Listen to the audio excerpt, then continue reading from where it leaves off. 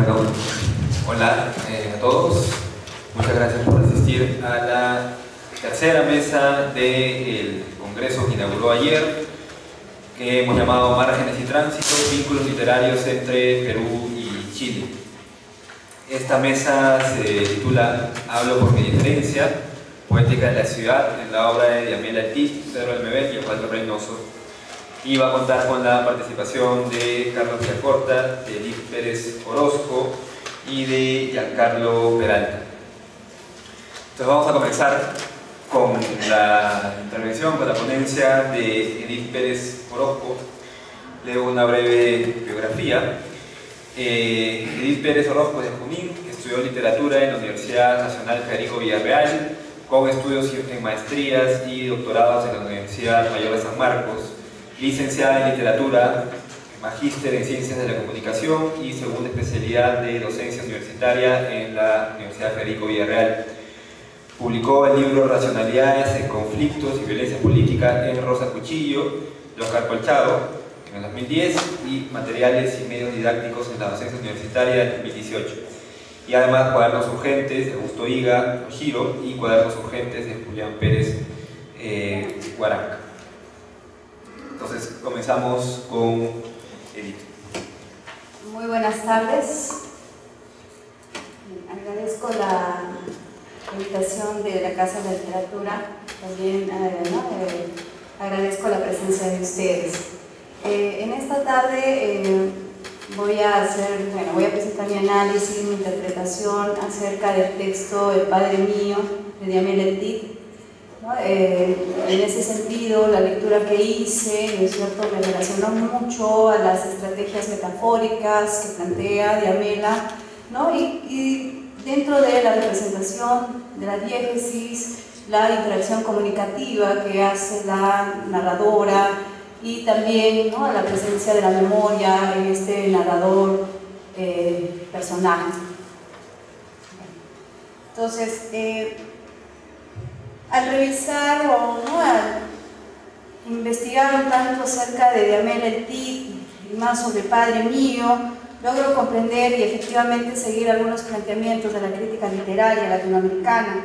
Mi primer acercamiento fue con Mabel Moraña, cuando ella explicaba que efectivamente el manejo del lenguaje de Diamela Eltit es estar cargado de imágenes, ¿no?, evidenciar la ineficacia del Estado, utilizar ese lenguaje obsesivo, desarticulado, fragmentado. En todo caso, cuando uno tiene ese primer acercamiento al Padre Mío, logras no entender el texto. ¿Por qué? Porque definitivamente es un texto incomprensible o un texto insoportable, ininteligible, pero es ahí la propuesta de Diamela Eltit, ¿no?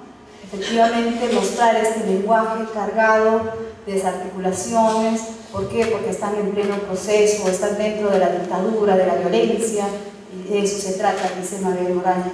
O Beatriz Sarlo, cuando explica que efectivamente el manejo de El Padre Mío es la inclusión de un lenguaje encriptado, porque dentro de ese contexto lleno de violencia no podía exponer su vida, esta escritora, entonces tenía que utilizar un lenguaje estético, un lenguaje que no sea comprendido por estos militares. Entonces hay un lenguaje encriptado que tiene que ser descifrado por el lector. Nelly Richard decía que efectivamente la manera de leer El Padre Mío es a partir de esa narrativa de la crisis, que efectivamente se expone, se representa lo escatológico, estos elementos del desplazamiento de este sujeto expulsado de sí mismo, expulsado de su propio ser. Leonidas Morales nos decía que debemos comprender El Padre Mío a partir de la narrativa testimonial, ¿no? Si efectivamente tenemos a un sujeto esquizofrénico que nos habla, pero hay un testimonio. Diamela Eltit también, de manera, ¿no?, en una entrevista personal, ella dice que efectivamente había que escribir, hablar, utilizar los signos, estos signos depresivos que provocan el poder militar, que provocan este poder de la dictadura.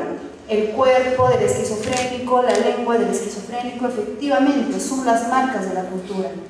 Efectivamente es la afiliación del liberalismo que Chile tenía que cumplir, y en ese sentido el cuerpo aturdido, el cuerpo infectado, el cuerpo afectado ¿no?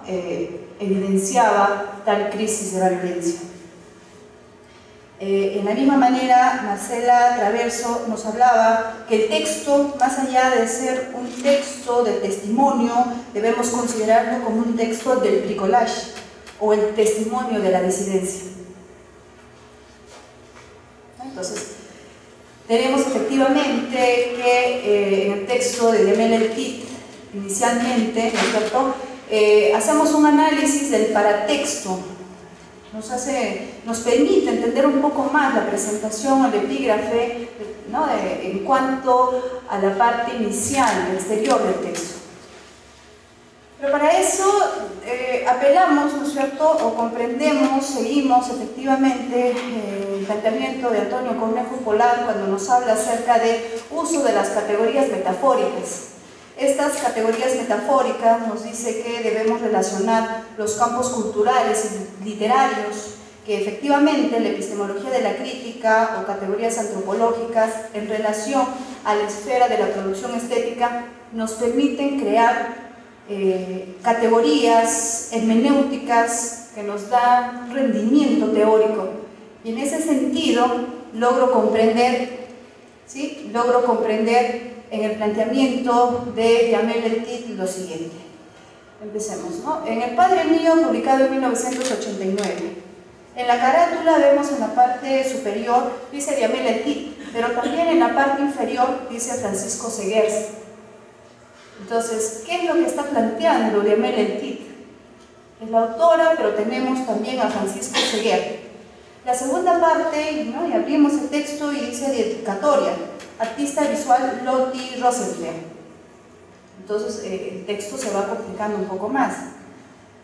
Y luego tenemos ya la presentación de las tres partes. Su primera habla, grabada en 1983, su segunda habla, grabada en 1984, su tercera habla, grabada en 1985. ¿no? Todo está pensado efectivamente, la revisión o el planteamiento del testimonio en la comuna de Conchalí, ¿no? A un esquizofrénico, que le pareció bien extraño, ¿no? Un personaje peculiar. Ahora, lo interesante es que en la presentación Diamel El-Tit nos va a explicar que junto con Lotti Rosenfeld está haciendo un trabajo de investigación, está en la periferia, está en Conchalí y está buscando efectivamente testimonios, cuerpos, lenguajes que testimonian acerca de la situación de la dictadura. Se va a los prostíbulos, la calle, la plaza, el lugar periférico y marginal. Y es ahí cuando efectivamente logra ver a un sujeto que empieza a hablar acerca de la política. Refiere, ¿no?, es el Padre Mío, refiere a Pinochet, refiere un sinfín de nombres. En todo caso voy a citar. Cito. Este trabajo recoge grabaciones hechas al Padre Mío en 1983, 1984 y 1985. Las fotografías corresponden a videos tomados por Lotti Rosenfeld. La publicación de este libro ha sido posible por el editor y amigo Francisco Seguers, quien ha compartido la opción por espacios y voces alternativos, y particularmente porque este habla encontrada en la ciudad. Agradezco al escritor Gonzalo Muñoz su interlocución en torno a las ideas contenidas en la presentación. Agradezco finalmente a mi hija Danisa por su inapreciable ayuda en la tarea de transcripción de cintas. Fin de cita. Efectivamente, dentro del planteamiento en la presentación del texto, nos hace ver que, ¿no es cierto?, hay todo un proyecto estético, un proyecto ético, ideológico en cuanto a la propuesta literaria. En ese sentido, podemos recoger y proponer a partir de esta presentación categorías metafóricas reflexionadas por Diamel El-Tit. Estoy pensando y estoy afirmando con el montaje narrativo, porque Diamela nos dice que ella recoge estos trozos y une la fotografía, el video y hace una composición escritural.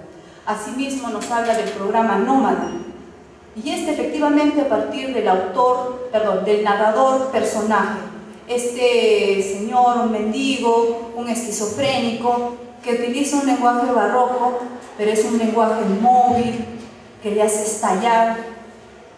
Asimismo tenemos la categoría metafórica como el cuerpo del deterioro.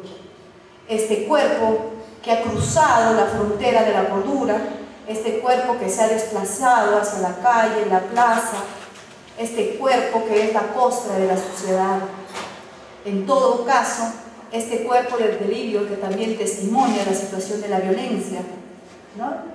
Este sujeto, este cuerpo que tiene los objetos que testimonian, tiene periódico, tiene ropa, tiene un sinfín de elementos que son evidencias ¿no? de cómo salió de la violencia, ¿no? Entonces, también tiene otro término ampliado, en todo caso, como categoría metafórica, el lenguaje angustiado, porque efectivamente nos habla de un lenguaje hablado sin sentido, pero también nos habla de un lenguaje corporal como el testimonio de la sobrevivencia de la dictadura.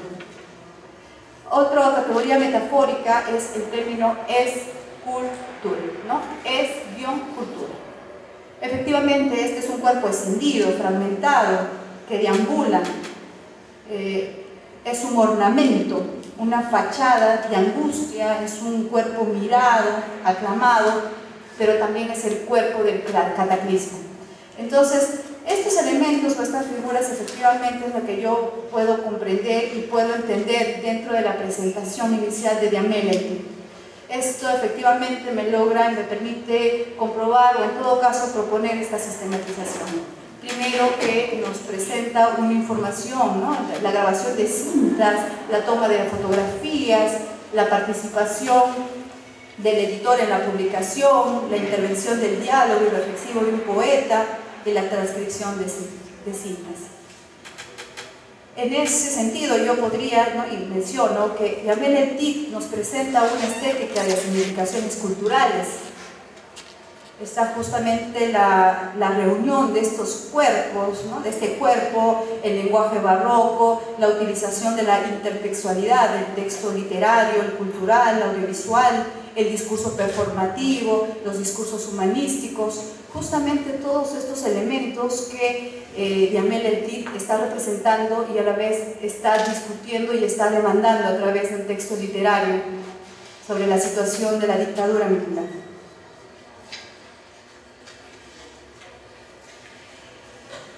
Entonces voy a presentar otra cita más, ¿no es cierto? Y en este caso ya relacionado efectivamente ya a la primera parte, ¿no? El primer grabado, la primera entrevista que se publica a este sujeto esquizofrénico, ¿no?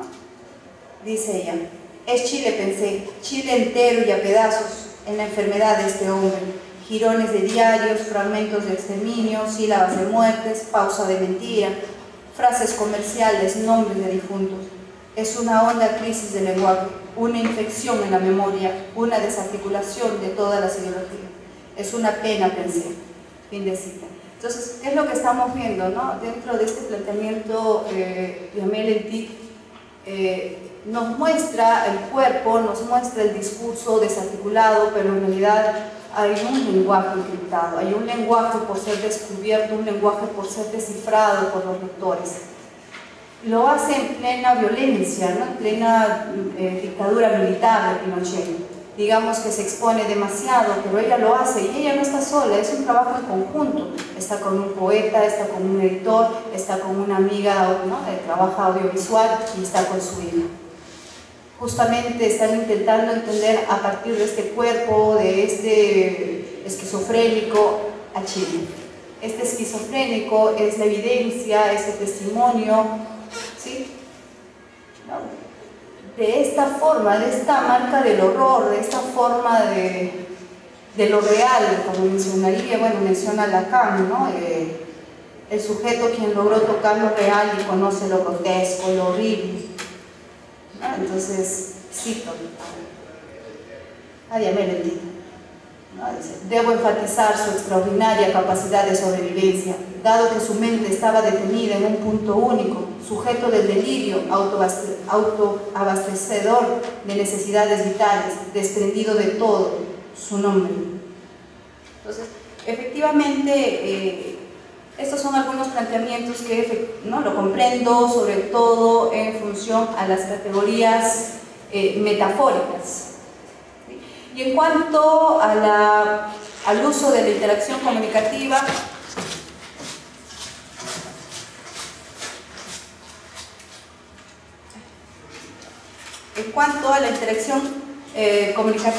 siguiendo a Thompson, nos habla que efectivamente el ser humano, cuando logra interactuar o comunicarse con otros, lo hace de tres maneras. Primero, cara a cara, luego utiliza la forma mediática y también la casi interacción mediática. Jamel Ethiet efectivamente primero utiliza la situación mediática, a partir de las fotografías, de los videos, de los cassettes, empieza a tomar el testimonio. Luego lo hace cara a cara, va, ¿no es cierto?, hacia el esquizofrénico y le pregunta, escucha, ¿no? Y al escuchar, el esquizofrénico o este sujeto dice lo siguiente: el mismo señor Pinochet, ese señor Colvin, es el mismo jugador, William Marín, de audaz italiano el mismo. Él es el señor Colvin, el señor Luengo, el rey Jorge, uno de ellos, el retirado, ya que ustedes lo vieron con bote en el hospital psiquiátrico. ¿Sí? Entonces, ahí hay este elemento de casi interacción también mediática en la que se utilizan libros, revistas, periódicos. Y bueno, en cuanto a la memoria, estoy planteando, siguiendo a Elizabeth Jelly, me interesa sobre todo comprender, ¿no es cierto?, esta memoria memorable. ¿Por qué? Porque esta memoria memorable, dice Jelly, también permite utilizar la memoria, producir los recuerdos, pero a la vez es inarticulado, hay recuerdos, hay un agujero en la capacidad psíquica, faltan las palabras, lo traumático altera la temporalidad. En todo caso, a partir de esta memoria ¿no?, o memorable, estaríamos hablando de una memoria melancólica, ¿no? Entonces, bien, voy a citar esta última parte y luego pasar a mis conclusiones. Cito: yo voy a hablarles muy franco. Yo le di parte del sufragio al señor Allende por el Partido Socialista y Comunista. Y hay algo más. Cuando estuve en los otros estados, el Partido Comunista. Y hay algo más. Cuando estuve en los otros estados, el Partido Comunista. Finalmente no existe ahora. Se llama Organización de Seguridad Comunista del Estado. Pero no partido político. Fin de cita. Entonces, todos estos elementos efectivamente nos permite comprender este lenguaje, esta destrucción o este desplazamiento, ¿no?, del lenguaje, se entiende, no se entiende, y es ahí la propuesta de Jamel Ethiet. Finalmente, la última cita, ¿no?, ya en la segunda habla, grabada en 1984, dice: Padre mío, yo no soy cómplice de ellos con el exterminio general. Por eso no se confían ustedes están planeados y a mí me planearon porque a ellos no les convenía yo y porque el padre mío subsiste de ingresos ilegales, bancarios, de concesiones y de solicitud al personal de la administración. Fin de cita. Entonces, este tipo de repeticiones y iteratividad lo vamos a tener en el primer grabado, en el segundo grabado, en el tercer grabado, pero siempre están agregando algo más, ¿no? Hay una información adicional. Bueno, finalmente, termino esta cita. Y a mí me intentaron matar antes por él, cuando necesitó dinero él, ya que lo necesitó cuando mataron a mis familiares. Se deshizo de ellos porque a él no le convenía, ya que ellos fueron elegidos para despistar, porque él subsiste de ingresos bancarios ilegales, pero él es el que da órdenes aquí en el país. Fin de cita.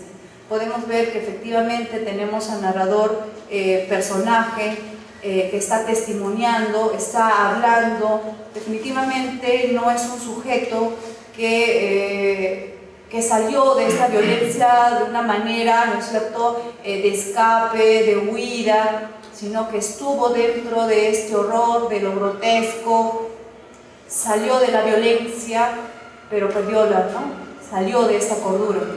Su cuerpo fue desplazado y con él su lenguaje. Entonces, ¿no?, comprendemos, y esa es la propuesta de Jamel Ethiet, se puede salir de la violencia, se puede salir de este círculo de la dictadura, pero los resultados son terribles, es grotesco. Y finalmente, en la conclusión, puedo mencionar que Diamel El Cid ha sido estudiada por diversos críticos literarios.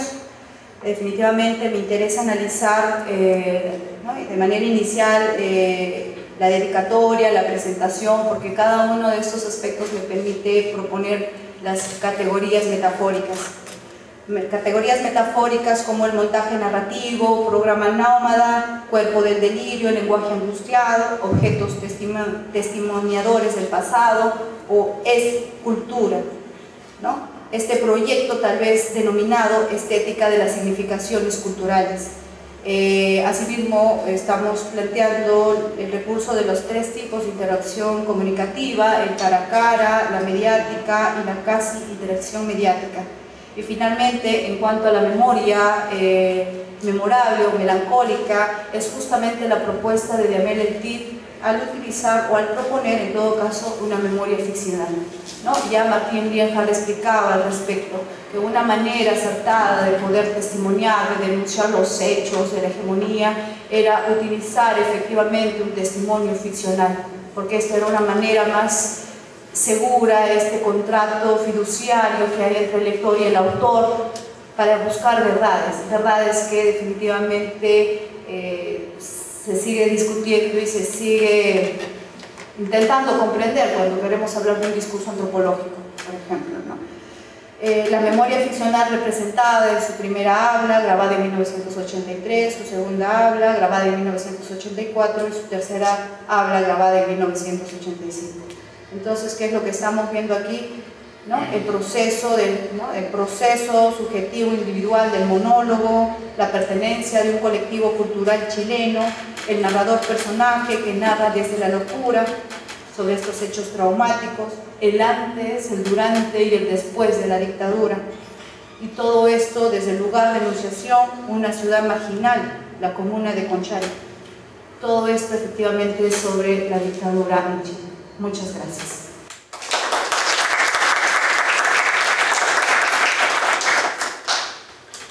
Gracias, Edith, por tu intervención. Ahora vamos a pasar con la intervención de Carlos Villacorta, que ha titulado Testimonios y reflexiones sobre la literatura de conflicto armado a partir de la ciudad. Carlos Villacorta tiene un doctorado por la Universidad de Boston. Ha publicado los poemarios El Grito en el 2001, Tríptico en 2003, Ciudad Satélite en 2007 y Materia Oscura en 2017, y la novela Alicia, esto es el capitalismo en 2014. Sus poemas y cuentos han aparecido en español, inglés y francés en varias revistas y antologías. Además, ha publicado el libro Poética de la Ciudad, Lima, en la poesía de los 70, en Argentina en 2017, así como ha coeditado la antología binacional de cuentos, poesía Perú-Ecuador 1998-2008 en el Perú 2009, y Los relojes se han roto, antología de poesía peruana en los 90 en México en 2005, y actualmente es profesor en la Universidad de Managua. Bien, entonces damos paso a la intervención de Carlos. Buenas tardes a todos, gracias a la Casa de Literatura por la invitación. Entonces voy a hablar un poquito de concentrar un poquito en Reynoso, pero en el escritor urbano Reynoso, pero sobre todo voy a tratar de enfocarlo en el tema de la ciudad, ¿no? Así como su novela, su libro, Los Inocentes, pero también Octubre no hay milagros y otros libros más van construyendo el tema urbano. Entonces lo primero que habría que decir es, por ejemplo, cómo la ciudad de Lima ha permitido o sigue permitiendo un tipo de subjetividad, ¿no? Es decir, cómo se crean las relaciones intersubjetivas entre los ciudadanos. O sea, en otras palabras, cómo son estas relaciones entre hombres y mujeres, entre familias, entre padres, dentro de la sociedad limeña. Específicamente estoy hablando de Lima. Entonces ya existe desde los años 60 toda una tradición que plantea que Lima es una ciudad violenta. Es una ciudad, digamos, sometida siempre al abuso y al abuso de sus propios ciudadanos, por sus propios ciudadanos. Pues quizás el ejemplo más concretamente es el que voy a hablar es el de Los Inocentes. Esta es una edición del año 2006, si no me equivoco. Es la última, creo que hay una edición más actual. Pero Los Inocentes, que es un libro de cuentos que trata de 5 chicos, publicado el libro en el año 61, plantea, ¿no?, que estos chicos son marginales, viven en la ciudad de Lima, transitan la ciudad de Lima, no todos los espacios de la ciudad, sino varios lugares de la ciudad de Lima, especialmente el centro, y cada cuento se enfoca en un espacio diferente, en una historia diferente, pero que van construyendo toda la mirada que tiene Reynoso sobre Lima. Y con eso, podría decir, por ejemplo, que todos estos espacios construidos representados en la ciudad, en el libro de Reynoso, son espacios siempre que tratan de lo mismo, es decir, que buscan construir la masculinidad, es decir, cómo el sujeto masculino se ve, se construye, opina, cree algo sobre su propio yo como hombre. Es importante matizar que estos chicos los personajes tienen más o menos unos 16 años, son marginales. Sus nombres son, al menos que el nombre en el libro, son Cara de Ángel, el Príncipe, Carambola, Colorete, el Rosquita. Cada uno tiene un nombre diferente, tiene un apodo, ¿no? Sus nombres reales aparecen en los cuentos mientras que los cuentos se van contando. Y cada uno de ellos transita un espacio pues, diferente, ¿no? Por ejemplo, Cara de Ángel recorre el Jirón de la Unión, ¿no? De hecho, el cuento empieza con las primeras frases del cuento, dice, lo leo tal cual, ¿no? Cara de Ángel entró por Moquegua al Jirón de la Unión. Entonces, es la misma calle que si uno sale de aquí nomás de la Casa de Literatura y cruza la Plaza de Armas, va a llegar al Jirón de la Unión y puede llegar a Moquegua. Entonces puede hacer incluso el recorrido inverso. Es la misma calle y en esta calle, por ejemplo, Cara de Ángel está mirándose frente a las vitrinas. Y esto es importantísimo porque las vitrinas de Jirón de la Unión, las tiendas, le devuelven una mirada. Y voy a leer exactamente lo que dice Reynoso sobre eso. Dice, esa camisa roja que está en la vitrina es bonita, pero cara. Es marca BBD. Todas las vitrinas deberían tener espejos. A la gente les gusta mirarse en las vitrinas. A mí también. El color rojo de la camisa haría resaltar la palidez de mi rostro. Estoy ojeroso, mejor. Tengo el cabello crecido, mucho mejor. Cara de Ángel, sí. Nunca María Bonita, ni mucho menos María Félix. Que no se les vuelva a ocurrir llamarme así porque les saco la mierda. No tengo cara de muchachita, mi cara es de hombre. Todo ese comentario de Cara de Ángel reflexionando sobre quién es súper importante porque todo el libro tiene el mismo matiz. Cada chico está mirándose en sus amigos, en un grupo de amigos, en las calles de Lima, tratando de reconocerse como un joven de 16 años que quiere ser adulto, es decir, que quiere convertirse en un hombre. Entonces, todo el libro plantea qué significa convertirse en un hombre. Y eso lo leo tal cual en una cita más adelante, en la que dice que para ser hombre, ¿no?, básicamente hay que cumplir esto, lo cito tal cual. Hay que saber fumar, chupar, jugar, robar, faltar al colegio, sacar plata a maricones y acostarse con putas. Entonces, esa es la masculinidad que Reynoso propone en el libro y que los personajes se tienen que enfrentar. Si quieren ser hombres, tienen que hacer estas cosas. Y si no, no van a llegar a ser hombres. Entonces, en ese sentido, la ciudad plantea una masculinidad, y lo que se conoce como el día de hoy quizás como una masculinidad tóxica, en la que un hombre ataca a otro hombre. Es decir, los hombres mismos cuestionan a los jóvenes y no les permiten pertenecer a una suerte de grupo social sano, es decir, donde el hombre respeta a otras personas. El ejemplo, incluso mucho más concreto, es más adelante cuando el personaje de Carambola habla con este hombre mayor, no recuerdo exactamente el nombre, y le pide consejo. Le dice que quiere acostarse con su novia, ¿no?, con la chica con la que sale, y le pide como qué puede hacer él, o sea, cómo debe llevar esta situación, ¿no? Así como cómo podría acostarse con su novia Juanita. Entonces, perdón, ¿es Juanita o es...? No, es Alicia, perdón. Entonces, Este hombre mayor le da consejos, en fin, no voy a entrar en esos detalles, pero lo que sí es importante es que en un momento del cuento, este hombre mayor tiene una historia, porque es un hombre abandonado, un hombre solo, que ya no tiene esposa. Y en el cuento se menciona que efectivamente él no tiene esposa porque su mujer le sacó la vuelta, es decir, tuvo un romance con otro hombre y este hombre la mató. El cuento es interesante porque no cuestiona esa situación, más bien la permite, es decir, que algo así como, qué pena que este hombre tuvo una mujer mala, ¿no? Pero, y dice, cito tal cual, no debía matar, pero no debía matar. Entonces estamos en un contexto en que la masculinidad es violenta hacia otros sujetos, dentro de una Lima que se plantea a sí misma como una ciudad siempre violenta. Todos los otros personajes tienen el mismo problema. Por ejemplo, ¿qué es lo que quiere hacer el otro personaje? El príncipe, que es el otro importante en el texto, es convertirse en un hombre también, y para eso roba un carro y roba dinero, se vuelve como un delincuente.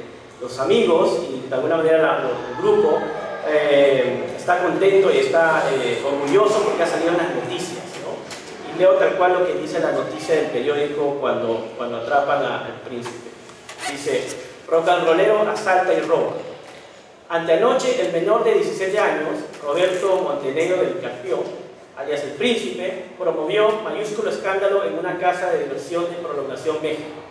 Después de tenaz labor del comisario y de hábiles interrogatorios y llevados a cabo por sus subalternos, se descubrió que el citado delincuente había robado un automóvil Ford 58 de placa particular número 39562. También se descubrió que el príncipe, días antes, había asaltado en plena vía pública a un indefenso cobrador, robándole la estimable suma de 10.000 soles. Extraoficialmente nos hemos informado de que el joven rock and rollero sigue estudios secundarios en una unidad escolar de la capital. Llamamos la atención de nuestros educadores para que de una vez por todas enfrente con valentía este agudo problema del rock and rollerismo. Y aquí hay algo que es importante marcar, es cómo el personaje del príncipe está buscando emular, primero, estos personajes que escuchan rock and roll, el rock es la música del momento, está emulando a James Dean, ¿no? Ese típico joven rebelde que en las películas de Hollywood muestran, ¿no? Y entonces el paradigma dentro de la ciudad no solamente es estos otros hombres, sino también estos hombres que vienen del cine norteamericano, es decir, de Hollywood. Y entonces se está buscando un paradigma que viene de fuera de Lima, fuera de Perú. Eso es importante porque marca uno de estos inicios de la influencia del capitalismo cultural norteamericano dentro de sociedades como la sociedad peruana. Esto sucede no solamente en Los Inocentes, pero también sucede también en la poesía del momento, sucede también en otros libros.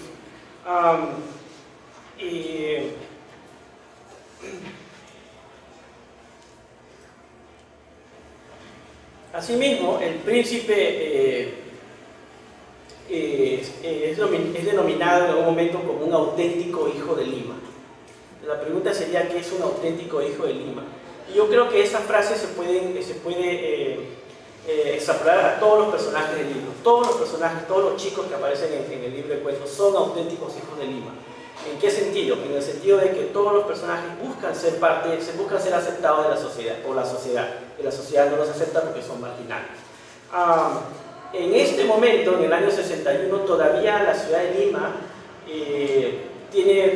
es más conocida como la ciudad de los reyes que como Lima la Horrible, porque Lima la Horrible, el famoso texto de Salazar Bondi, es publicado años después, si no me equivoco, en el año 64 o 65, no tengo exactamente la fecha, pero muestra cómo va cambiando el concepto de ciudad de los reyes hacia Lima la Horrible. Y estos personajes son aquellos que de alguna manera ya no pueden saltar hacia la adultez y convertirse de alguna manera en seres violentos. Yo creo que a pesar de todo eso, Reynoso hace un hincapié importante hacia la última historia. El libro cierra con la historia de Rosquita, que es este personaje que reflexiona sobre su vida y sus amigos, y donde está la cita más famosa del libro, ¿no? Sobre esta idea de la inocencia, qué significa ser inocente, ¿no? Entonces dice acá, hacia el final de ese cuento, dice, pero tú, Rosquito se habla a sí mismo, pero tú quieres ser bueno, lo sé, si en algo has fallado, ha sido por tu familia, pobre y destruida, por tu quinta, bulliciosa y perdida, por tu barrio, que es todo un infierno, y por tu Lima. Porque en todo Lima está la tentación que te devora, billares, cines, carreras, cantinas y el dinero. Sobre todo el dinero, que hay que conseguirlo como sea. Pero sé que eres bueno y que algún día encontrarás un corazón a la altura de tu inocencia. En fin de cita. De esta frase tan importante, tan emblemática en la literatura peruana, hay que recalcar primero los espacios. La quinta, bulliciosa y perdida, ¿no? Que es culpable de esta situación. La familia pobre y destruida, que también es culpable de esta situación. Los chicos del barrio, que es todo un infierno, dice acá Reynoso. Y por tu Lima, porque finalmente cuando dice tu Lima, el personaje acepta que esa ciudad es su ciudad y que él es parte de esa ciudad. Y porque dice acá, en todo Lima está la tentación que te devora, que son billares, cines, carreras, cantinas, etc. Pero sobre todo dice el dinero. Y el dinero se convierte en un elemento dentro del deseo de cada chico. Es decir, si cada chico quiere ser hombre, cada chico quiere tener una pareja, quiere formar parte de la sociedad y ser aceptado, el dinero es una manera de ser aceptado dentro de la ciudad de Lima. Estamos hablando del año 1961, el dinero sigue siendo un problema, aparece como un problema súper importante que no puede ser llenado, que no puede ser, que los personajes no pueden tener acceso, que no les permite el acceso, por ejemplo, a comprar ropa, sino que la tienen que robar. Y lo otro es que todos estos elementos finalmente remarcan que los personajes para poder ser adultos, van a tener que perder su inocencia. Es decir, que la ciudad plantea que para uno acceder a ella tiene que dejar de ser inocente, ¿no? Lo cual significa, en otras palabras, que uno tiene que ser otro tipo de persona. Y eso es importante porque finalmente Lima se plantea como una ciudad para que ser aceptado uno tiene que dejar de ser uno mismo. Y eso está en cada uno de los nombres. Los personajes son más conocidos por sus apodos que por sus nombres reales. Y cuando tienen sus nombres reales, estos personajes no tienen digamos, mayor asidero frente a su grupo, porque nadie los respeta. Entonces, perder la inocencia es perder su nombre, perder los espacios, perder cualquier acceso. De alguna manera Lima se plantea como una ciudad, yo diría, opuestamente al inocente, una ciudad perversa. Esto es interesante porque estamos en el año 61 y esa marca continúa cuando Reynoso publica en octubre No hay milagros. Es una historia, son varias historias, una de ellas es de esta familia que va a ser desocupada de su casa porque no pueden pagar y están buscando otro departamento o otra casa donde vivir y efectivamente no la encuentran. Entonces, sucede lo mismo a otro nivel. La familia, en este caso un grupo más grande, va a ser desaforado de su casa, ¿no? Y no tienen otra oportunidad. Efectivamente, de ahí viene esa frase de que en octubre no se va a producir ningún milagro. Entonces, vuelve a aparecer la misma idea. Van a ser botados de la ciudad porque no pueden pagar, no tienen dinero para pagar. El dinero permite de alguna manera vivir dentro, ¿no? Esta marca de cómo la sociedad va expelando, va votando a sus propios ciudadanos, está remarcado en muchos autores. Y me gustaría leer, relacionado a Reynoso, por ejemplo, lo que dice el famoso párrafo que dice Vargas Llosa en la conversación de la catedral. Porque si Reynoso está hablando esto en el año 61, 65, en conversación de la catedral, que es del año, la cita,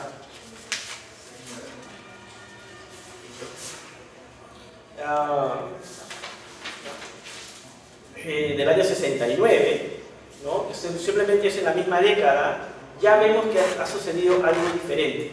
Y voy a primero leer la cita y luego voy a explicar. Dice Vargas Llosa: desde la puerta de la crónica, Santiago mira la avenida Tacna sin amor. Automóviles, edificios desiguales y descoloridos, esqueletos de avisos luminosos flotando en la neblina, el mediodía gris. ¿En qué momento se había jodido el Perú? Los cariñitas merodean entre los vehículos detenidos por el semáforo de Wilson, voceando los diarios de la tarde, y él echa a andar despacio hacia la colmena. Las manos en los bolsillos, cabizbajo, va escoltando por transeúntes que avanzan también hacia la Plaza San Martín. Él era como el Perú, Zabalita, se había jodido en algún momento, piensa en cuál. Cuando Vargas Llosa plantea esto hacia el final de los años 60, no es un planteamiento único, sino es más bien un punto de llegada que sucede, digamos, en 10 años. Es decir, ya cuando Reynoso está escribiendo que estos chicos tienen que perder su inocencia, Zabalita ha llegado al año 69, en la línea Tacna, en el centro de Lima, exactamente a ver una ciudad en la que él no solamente va a perder su inocencia, sino que ya la perdió, sino que incluso ha perdido el amor. Es decir, la sociedad ya ha perdido ese vínculo que finalmente puede unir a dos seres humanos, ese vínculo amoroso, ha desaparecido. Eso es importante porque si el vínculo amoroso desaparece, la sociedad se convierte en una sociedad hasta cierto punto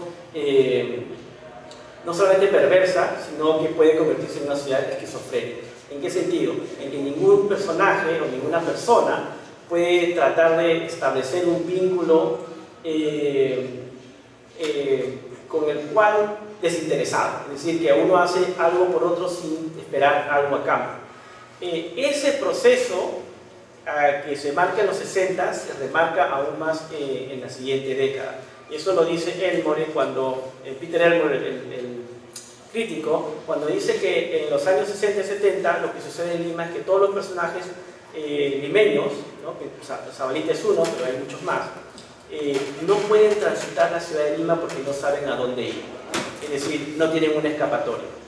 Si los personajes de Reynoso buscaban incorporarse de alguna manera y poder transitar hacia el final de los 60, 70, no hay ningún escape, no hay ninguna manera de ir a ninguna parte. Esa marca, esa idea se va a remarcar aún más en los años siguientes, 80 y 90.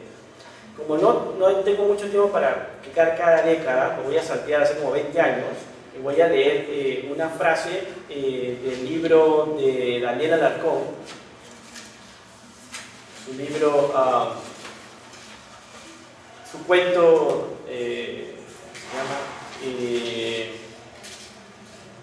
publicado en su libro Guerra a la luz de las velas, donde él, publicado en el año 2004, donde él retoma la misma frase de Vargas Llosa y que uno puede ir leyendo de Reynoso a Vargas Llosa, a Alarcón, puede ir leyendo cómo los mismos espacios urbanos del centro de Lima han cambiado. Y leo la frase de Alarcón, dice: en la avenida Tacna había grupos de gente esperando combis o buses para volver a casa, multitudes agolpándose alrededor de las puertas de las discotecas subterráneas.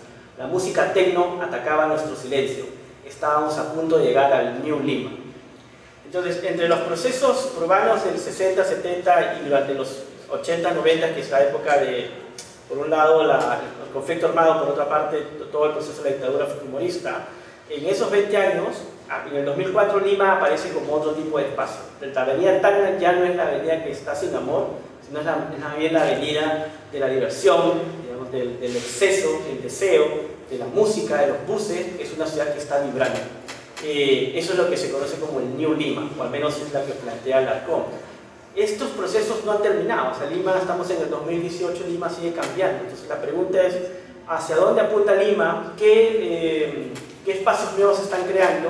Pero sobre todo, ¿qué intersubjetividades se crean entre los personajes? Es decir, cómo los ciudadanos están creando ahora, digamos, la pregunta sería, ¿se ha creado el día de hoy en Lima una subjetividad que vaya más allá de la perversidad o de la violencia, es decir, que pueda construir lazos desinteresados, como por ejemplo el lazo del amor? Yo creo que ese es un punto importante que habría que revisar en la nueva literatura, es decir, la literatura que se está escribiendo el día de hoy, para ver hacia dónde apuntan estos mismos espacios, ¿no? Bueno, muchas gracias.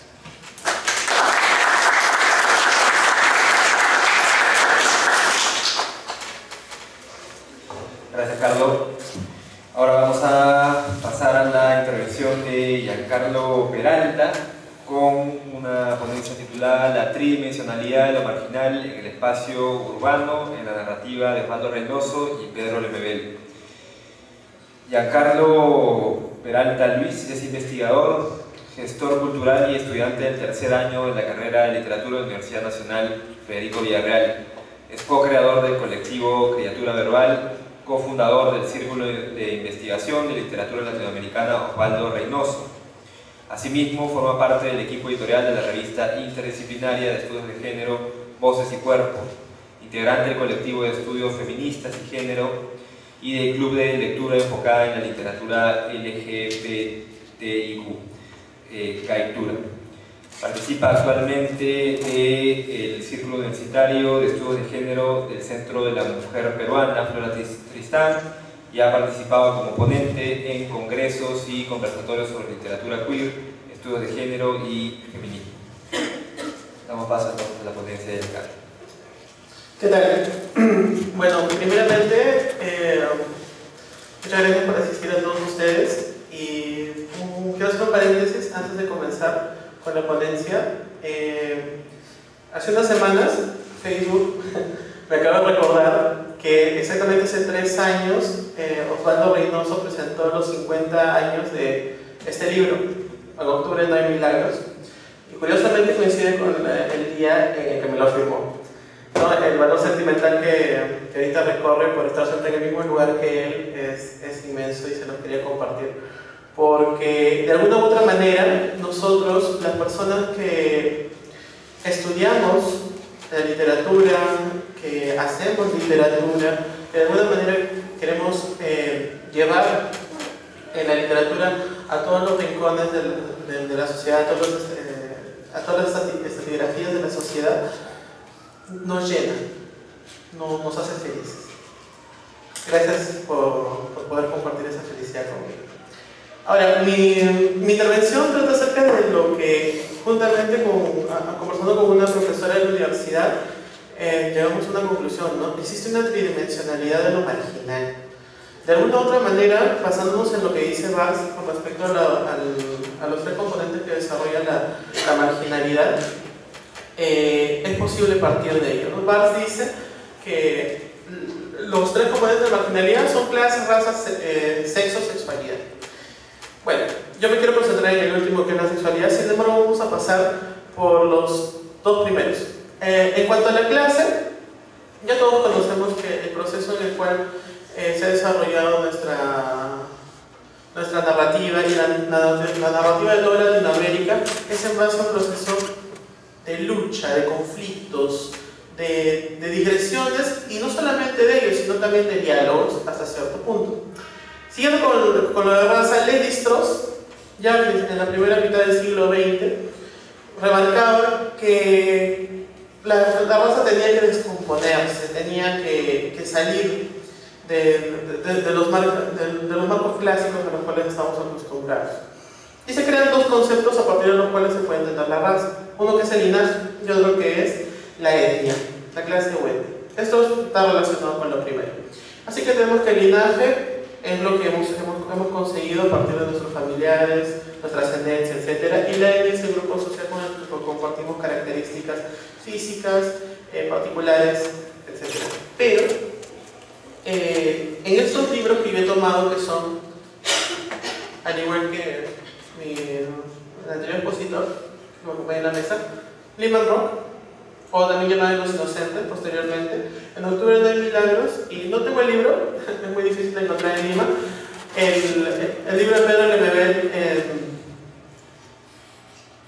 Tengo miedo torero. Y no solamente eso, también he tomado a partir de él algo que también agradezco a la mesa, que lleva el nombre de justamente lo que estamos en la ponencia, ¿no? Es Hablo por mi diferencia, el manifiesto que hizo Pedro Lemebel. Todos ellos configuran a partir de estos diálogos un artefacto de lo urbano a raíz de la sexualidad. Ahora, ¿nosotros qué entendemos con sexualidad? Hablando en términos sencillos, Butler definía la sexualidad como esta expresión que se tiene a partir de los deseos, ¿no? Y su postura, claro, su lectura y su diálogo que hace entre Lacan, Freud, Wittig, Sedgwick, filósofos franceses que desarrollan el tema desde la sexualidad, desde lo femenino y lo marginal también. Es así que configurar la sexualidad es a través de varios puntos, pero en lo principal vamos a tratar 3 dentro de lo que conocemos de la marginal: lo homosexual, lo performativo, lo travesti, lo transexual Y por último, la masculinidad. Vamos a empezar con el tema de lo homosexual. Pero antes, cabe resaltar que estos procesos de clase y de raza corresponden a un proceso de migración. Todos los personajes que vemos en Octubre No Hay Milagros y en Lehman Rock responden al proceso de migración que Cornejo Polar señala como la conclusión de la heterogeneidad. Este conflicto, este diálogo, esta convergencia que existe entre el espacio no urbano y el urbano, donde se van a desarrollar no solamente los diálogos entre cómo se concibe el contexto no urbano y el urbano, sino también de las creencias, todo el artefacto teórico, cultural que viene siendo y que van a tener su punto de quiebre aquí, en Lima. Como lo que sucede también en Chile, en Santiago. Claro que ahí es un poco más, más difuminado este proceso de migración. Ahora, con respecto a la sexualidad, Butler y lo homosexual, nosotros podemos ver, como ya mencionó en el anterior ponente, yo quiero tomar en específico el primer cuento de Los Inocentes y citarles la parte donde se desarrollan estos personajes a través de su sexualidad. El primero, como había señalado Carlos, el personaje de Cara de Ángel es un personaje que está sujeto a los deseos del otro y que sin embargo también va a entrar en conflicto con los agentes sociales que con él convergen, es decir, sus amigos. Pero aquí entra Colorete. Colorete es el típico macho alfa, el líder del grupo, el pícaro, incluso es el que tiene que probar continuamente su masculinidad y por ende su sexualidad. No así cuando están peleando, están jugando en el Parque de la Reserva, no recuerdo. Ajá. En el Parque de la Reserva y dice, cito, Cara de Ángel lucha desesperado, no por el dinero, sino porque tiene los pies sucios.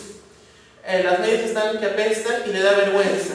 Y en pleno verano, cuando todos se bañan y andan limpios, le preocupa la opinión de Colorete. Piensa, ahora él me odiará más, sabrá que soy sucio, pero no me gusta lavarme los pies. Por fin lo dominan y le sacan los zapatos. Luego las medias y aparecen las 3 libras húmedas y hediondas. Carlos quita, las lava y la pila. Cara de Ángel ha quedado tendido en el suelo, escondiendo los pies. Colorete lo mira con disimulada ternura y expresión de expresivo asco. Cochino, sucio. Te creía limpio, pero me gustas más así, sucio. Un día de estos te agarro, de verdad. En este diálogo, nosotros no solamente vemos el conflicto que hay porque un joven no se dañó, ¿no? Sino por la reacción que tiene Colorete hacia él. Y cómo este ve con deseo a Cara de Ángel. Cara de Ángel es un tipo simpaticísimo, ¿no? Blanquito, no sé. Yo cumple con el estereotipo de ser más inocente, dice Cara de María Bonita, etc., ¿no? Yo cuento un deseo ahí, Colorete, pero un deseo en torno a lo activo, a lo dominante, ¿sí? Porque conocemos que en lo popular el maricón no es aquel que sea el que penetra, sino el que recibe. Y eso lo maneja Butler. Butler en el espacio urbano vamos a ver que al que señalan, al que insultan y al que se deposita lo marginal y en ese discriminado, ese es el afeminado. Es aquel que no se mimetiza con el resto de las personas. Y lo podemos ver al final del libro. Ellos están jugando en los dados, ¿no? Por una expresión que hace Rosquita. Y ocurre eso, ¿no? Colorete recoge los dados, escupe a uno y al otro lado, cierra los ojos y tira los cubiletes. Mata a 11, el otro mató a 10. Córretela, ordena Colorete.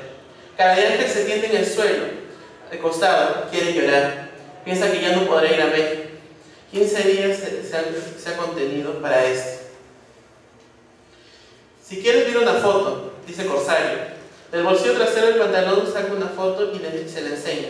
Se pelean por verla. Cara de Ángel ve una mujer desnuda que está agarrándose los senos. Cierra los ojos y piensa en Hilda. Ya, de una vez, que te agarramos entre todos, grita furioso Colorete. Todos quedan en silencio, solo se escucha a lo lejos el ruido de los autos y tranvías, y de vez en cuando pitos. Cerca, el respirar agitado de los muchachos, Cara de Ángel siente una profundidad dulce y una humedad turbulenta en la boca. El olor picante a madera, a manzana lo transporta a los brazos de Hilda. Corsario lo mira al rostro arrebatado. El chino, como hipnotizado, no deja de mirarlo. Carambola, asustado, piensa en Alicia cuando baila. El príncipe también piensa en Alicia y recuerda a Dora. Nat King Kong, en cuclillas, sonriente, se come las uñas. El Rosquita gracioso, sonriente y palomilla, da vueltas y no puede contener la risa pícara. Colorete solo, distante, con las manos en los bolsillos, sin camisa, con la espalda llena de pasto y sudor, respira agitado sin dejar de ver la cara a Cara de Ángel. La tarde se ha detenido. Colorete piensa que está solo, absolutamente solo en el mundo, y siente un dolor terrible en los testículos. De pronto gritan y aplauden, se empujan unos a otros, miran el cuerpo de Cara de Ángel y se van a la carrera. ¿Qué vemos ahí? No solamente nos describe a todos los jóvenes en las acciones a las cuales responden frente a lo que está sucediendo. Cara de Ángel está masturbando, y sin embargo, solamente uno de ellos se ve en una actitud de deseo hacia él. Colorete es aquel que se pone las manos en los bolsillos, va a mirarlo detenidamente, empieza su respiración a cambiar, y todo eso nos responde a la pregunta de cómo es el descubrimiento de la sexualidad en el espacio urbano. No solamente en un espacio contenido, sino también en un espacio donde todas estas características de los jóvenes van a responder a ciertos estímulos. Es así que Colorete después, ya conocemos más su historia, ¿no? Que resultaba que era un flete, tal como lo sostienen sus amigos. Bueno, ¿qué es flete? Dirán ustedes, ¿no? Flete es aquel joven que intercambia favores sexuales a partir de ciertas cosas, algunas monedas, etc. De un médico, si mal no recuerdo, con el cual mantiene relaciones sexuales Colorete, ¿no? Y es a partir de ahí que él configura su masculinidad, como el que constantemente está queriendo sobresalir en el grupo, verse a él mismo como el macho del grupo, etc., ¿no? Y lo mismo ocurre en Octubre no hay milagros. En Octubre no hay milagros, también se pretende crear al personaje del macho como el que refuerza su sexualidad continuamente, y que sin embargo va a estar desarrollando continuamente todo el aparato homosexual. Ahora, caso similar ocurre en Tengo miedo torero, ¿no? Para los que no han leído el libro. Tengo miedo torero se desarrolla en el segundo semestre del año 1986, cerca al golpe de... ¿cómo fue el nombre? El golpe militar de Pinochet. Exacto. ¿Cómo ocurre eso? La loca del frente es una señora. Bueno, en realidad es un sujeto transexual que se ha visto en un problema. Carlos. Carlos es un joven que va a ayudar a vender con sus cosas.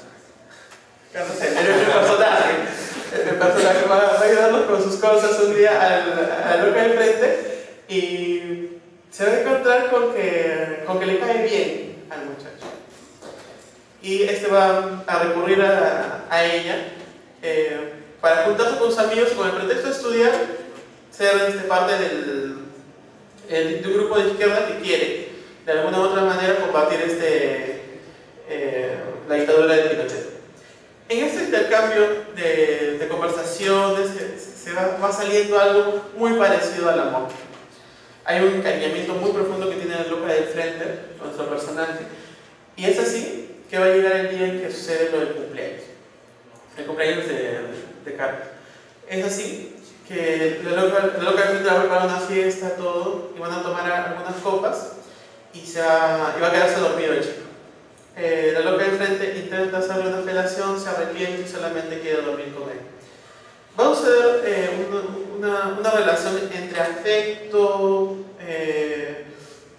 sugerencia por parte de ambos, ¿no? en este diálogo que hay, ¿no? con respecto a la sexualidad, hasta que llega a su punto cuando van a hacer un viaje. En el viaje ellos van a ver pasar, y por primera vez vamos a ver que hay esta doble lectura entre la relación que existe entre Pinochet y su esposa y Carlos y la loca del frente, ¿no? Cuando ellos están yendo al campo para ver muy de cerca al dictador y cómo puede hacer para que exista un atentado, ¿no? contra él. En este caso, la loca del frente le baila para él, se intercambian miradas pícaras y todo queda. El incidente sucede y tiempo después él emocionado desaparece por un tiempo y va a ocurrir que él le va a pedir que se vaya con... él le pide a ella que se vaya con él a Cuba para vivir. Y ella le responde, lo voy a citar para que vean esto que sucede. Ya.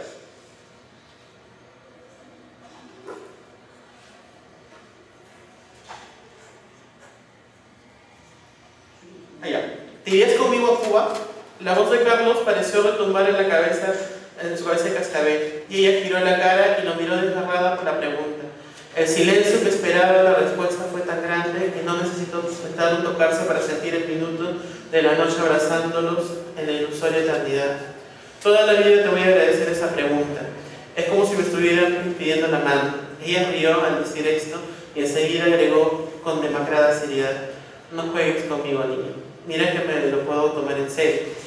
Es muy serio. Yo parto mañana y todavía puedo conseguirte un pasaje. ¿Y qué dirán tus compañeros de partido? Lo entenderían como parte del plan de Salvatierra.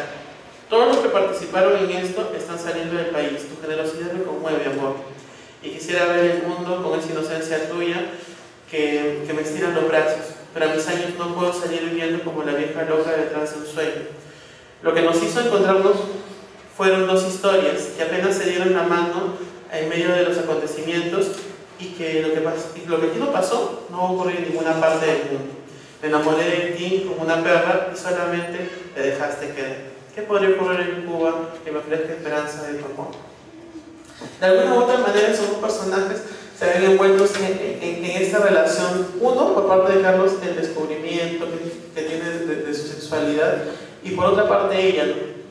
Ella que viene de una familia donde ha sido abusado, y que posteriormente se dedica a la prostitución, muestra un panorama donde se puede ver una lectura transversal de estos textos de los cuales les acabo de citar. La capital es un espacio donde todo converge. La capital es un espacio donde los sujetos se encuentran para descubrirse, donde se crece, se confrontan a sí mismos y donde terminan siendo derrotados. De alguna u otra manera, los discursos que mantienen estos personajes son discursos de la derrota.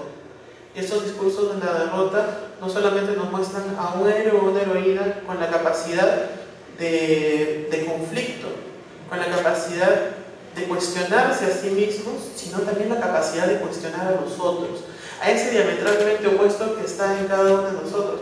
En Osvaldo Reynoso y en Lyman Roth en específico, la polifonía que mantiene estos relatos son por y para configurar al otro desde una perspectiva en la cual se desarrolla un cuestionamiento.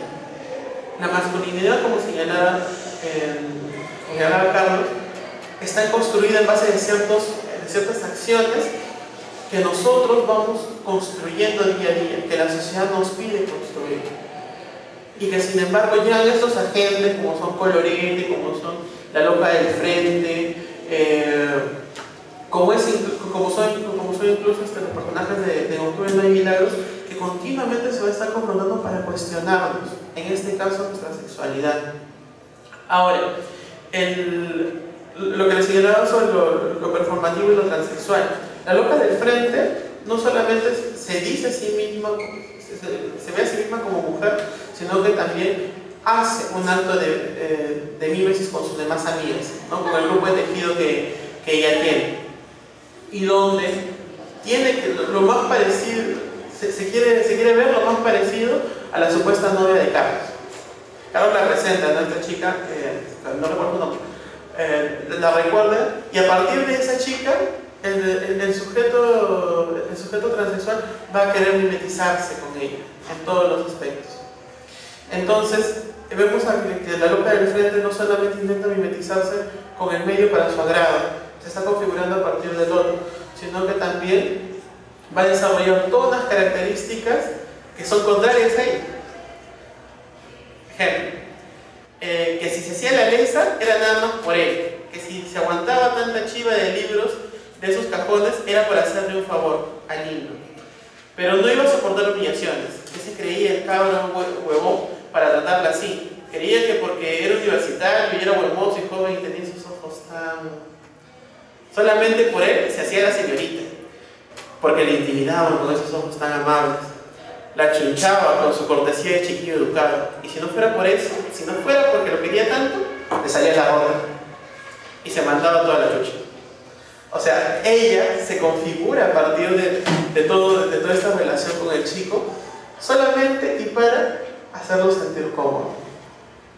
Pasar de una vida donde ella ha sido una prostituta a verse como la tranquila, la lela, la lesa, y simplemente para él y por él, no solamente refleja que este cuestionamiento de la sexualidad, este cuestionamiento de lo que somos cada uno de nosotros, va por ese camino, sino también que refuerza el sentido sentimental de esto. ¿Y qué es como lo heterosexual? La matriz heterosexual, según Marilyn Frey, va a decirnos que el heterosexual simplemente es eso, heterosexual más no heteroafectivo. Ahora, en estos textos, lo heterosexual y lo heteroafectivo va a desarrollarse a partir de las relaciones que esos mantienen. No solamente son personajes homosexuales, sino también son homoafectivos. El rol de la mujer simplemente como un objeto donde se deposita el deseo no va a primar acá, sino es el hombre con el deseo sexual y es el hombre con el deseo afectivo. Para concluir, esta lectura que he planteado hacer a partir de lo marginal que es la sexualidad es en torno a cómo percibimos a estos sujetos como parte de una sociedad y un lugar donde se confrontan y donde se cuestionan todo tipo de características. La principal, como ya les dije, la sexualidad, y que por ella y para ella van a repercutir en sus relaciones sociales. Y en el caso de Pedro Lemebel, va a repercutir también en lo político, señalando lo que dice Reich en su tesis de literatura: lo personal sí es lo político. Y para cerrar, y como cerrar también y hacer alusión a la mesa, les quiero leer justamente de dónde viene parte de dónde viene el título, ¿no?, de esta mesa. Hablo por mi diferencia.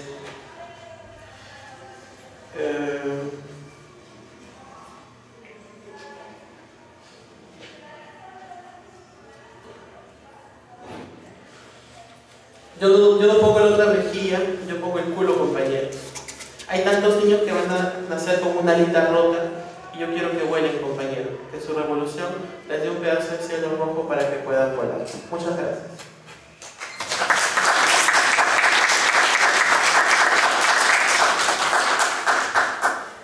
Muchas gracias, Giancarlo. Ahora tenemos unos cuantos minutos para preguntas del público, para generar algo de discusión en torno a estas ponencias. No sé si hay algún voluntario que quiera participar, comentar, preguntar algo.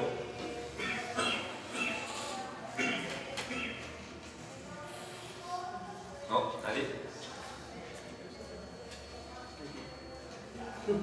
O si no, yo tengo algunas preguntas también.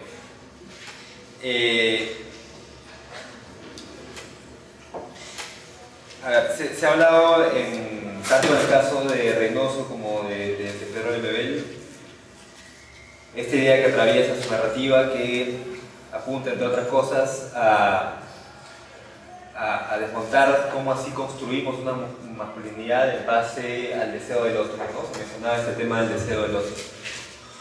Entonces, una pregunta que creo que salta es preguntarse quién es ese otro, y quizás como una premisa detrás de esta pregunta, o más bien como un modo de reformularla críticamente, sospechar que quizás la pregunta por el quién apunta siempre, en el contexto capitalista, neoliberal, economía libre de mercado que vivimos, a una especie de qué es ese otro, en el sentido de que el quién subjetivo ya no es meramente un flujo, siempre en tránsito, sino que es una cosa objetivada. Entonces ese otro ahora tiene la forma como tal, objetivada, de una demanda de mercado, ese otro tiene la forma objetivada de la publicidad, etcétera, etcétera. Entonces me preguntaba cómo aborda la literatura esta complejidad, ¿no? Porque bien puede tomar el camino de la representación, o bien puede tomar el camino también de asumir el espacio público como un terreno en disputa constante, ¿no? De subjetividades, de sensibilidades, etc. Entonces no sé si tienen algún comentario de eso. Bueno, sí, ¿quién es este otro? Bueno, desde el punto de vista teórico es el diametralmente opuesto, ¿no? El otro siempre se va a configurar el que se nos contrapone a nosotros. Butler, en el diálogo que hace Wittig con Sedgwick, el diametralmente opuesto del hombre es la mujer, ¿no? Y según Lacan es todo este rollo del falogocentrismo que existe, ¿no? La envidia que tiene por el falo, etc. Pero cuando hablamos de sexualidad en cuerpos que importan, nosotros nos estamos transportando al que el otro va a ser el que tenga deseos disímiles con nosotros. En el caso de Lyman Roth, podría responderte que el diametralmente opuesto a Colorete es Karajan. En Octubre no hay milagros, el diametralmente opuesto son padre e hijo, ¿no? El magnate Manuel y el hijo, ¿no? Que no tienen los mismos deseos, sí, pero que la respuesta, digamos, es distinta, ¿no? Uno siempre va a tener al muchachito que quiere y el otro está en continuo descubrimiento de quien desea. Y pues el diametralmente opuesto en Tengo miedo torero es lo que es excelente con Carlos, ¿no? Porque si bien es cierto, aún uno está en un proceso de descubrimiento de su sexualidad, o así lo queremos ver, ¿no? Esta es una novela de amor, así lo describió Pedro Lemebel en el 2001. Hay que verlo desde ese sentido, ¿no? Y más cuando recortamos las últimas páginas de la novela. Sin embargo, también se puede entender que el otro, para esto, no es un ente individual, sino es un ente colectivo. Es decir, está la loca de frente con Carlos y está Pinochet y su esposo. También se puede ver de esta manera, no verlos a los dos en esa dicotomía. Entiéndase esta dicotomía no como los contrarios, sino como los complementarios. En el discurso transversal que hay entre los dos diálogos se ve claramente eso, que las dos parejas van a desarrollarse en distintos aspectos. Uno consiguiendo este juego, ¿no? Del amor, y el otro destruyéndose mutuamente por los caprichos de uno, por la percepción del otro. Y solamente cuando se encuentran en el campo es donde cada uno se va a dar cuenta del otro. Llega un momento en la lectura, si ustedes pueden tener la lectura, la han tenido, concéntrense en ese momento en el cual ella está bailando y Carlos ve pasando el carro, la comitiva y el carro del dictador. En ese momento el dictador se da la vuelta, mira a las dos parejas y vuelve. Páginas después, él le va a decir a ella, a la loca del frente, le va a decir: ahí pasaba el dictador. Y en las líneas más abajo, el dictador le va a decir a su esposa, Pinochet le va a decir a su esposa: esos dos son por los maricones, ¿no? Ella se hace la loca y llama y Pinochet llama al oficial de ese distrito y le dice que refuerza la seguridad, ¿no? Que no puede permitir este tipo de espectáculos en el pueblo. Es el único momento donde ambos se confrontan, pero que en todo el libro vemos que los diálogos han servido de paralelo y se configuran como los opuestos, ¿no? La pareja heterosexual y la pareja totalmente disidente, de conexiones disidentes, que es un proceso de seducción de la propia sexualidad de Carlos, y la loca de frente, que ya es una transexual, es el sujeto travestido en todo aspecto, que va a estar en continuo conflicto. Yo estoy de acuerdo con lo que ha dicho Cayo Carlos en general. Me parece que tendría poco que agregar a esta explicación. Quizás simplemente mencionar que efectivamente en Los Inocentes el grupo, la totalidad, los 5 chicos se pueden leer independientemente, pero son los 5 los que están siempre en esta suerte de competencia todo el tiempo, competitividad, rivalidad, pero también son el deseo que tiene uno hacia el otro, de querer ser como la otra persona. Por ejemplo, lo que dices tú de Colorete tiene esta emoción de envidia, que podría ser de envidia del falo, no sé, hacia el príncipe, ¿no? Por ejemplo, ¿no? Entre otros. Pero creo que más allá de eso es esa suerte de construcción de poder convertirse en esa suerte de estereotipo que es ser hombre, ¿no? Es decir, tengo que hacer esto, tengo que robar un carro, porque así soy más hombre que el otro. Entonces, como si esa es la definición de ser hombre, es decir, siempre el exceso, es decir, por ejemplo, como leí acá, ¿no? Faltar a muchas clases al colegio, ¿no? O por ejemplo, fumarse muchos cigarros. O sea, la masculinidad en el libro se pone siempre como un exceso. Entonces, no hay manera de cubrir ese exceso. Y ese exceso está totalmente ligado al neoliberalismo, porque el neoliberalismo es el exceso del consumismo, ¿no? Entonces, todo eso está de la mano. Lo interesante aquí, por ejemplo, es que en Reynoso, al menos en este libro, ¿no? Al menos en Los Inocentes, la parte política no está tan marcada, no es algo necesariamente tan cargado, lo que sí sucede en otros sublibros, ¿no? Pienso, por ejemplo, en Los Eunucos Inmortales. Pero en el caso de Lemebel, claramente en la historia de la loca del frente y Carlos, esta pareja, y la pareja presidencial que es Pinochet y su mujer, su esposa, claramente tiene un componente político que va entre la derecha neoliberal chilena y el vicentismo comunista de una pareja de un lado, la loca de frente que es gay, no es trans, o no estoy seguro, eso no me queda muy claro, y Carlos, que es el militante de izquierda que va a hacer un atentado contra Pinochet en el año 86, si no me equivoco, ¿no? Entonces, ahí sí es claro que hay una posición política del escritor y de los personajes. Entonces, también es verdad que el personaje de la loca enfrente tiene como 40 años. Estos chicos de Los Inocentes tienen 16. Entonces, no tiene todavía necesariamente una posición política clara, o al menos Reynoso no lo plantea. Yo creo que no lo plantea, quizás porque está recién su primer libro, pero también porque, digamos, plantearlo políticamente quitaría cierta inocencia de los personajes, ¿no?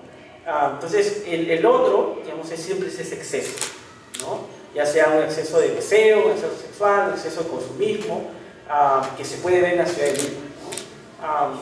Entonces, no es necesariamente una persona, sino es toda esta suerte de elementos que alrededor van configurando la masculinidad. Y que la pregunta sería si eso, por ejemplo, el caso de Lemebel es súper importante, porque ¿qué otro libro tenemos nosotros en Perú que tenga esa misma digamos, configuración narrativa? ¿Qué otro autor ha podido crear dentro de una literatura marginal, ya sea gay, trans, etcétera, una posición política? El único referente concreto que yo tengo es Jaime Bailey, con las discrepancias que pueda tener ideológicamente con Jaime Bailey como escritor. Entonces, y eso también es importante porque al comparar a ambos, claramente se ve en qué aspecto está de la ideología política Jaime Bailey y Pedro Lemebel.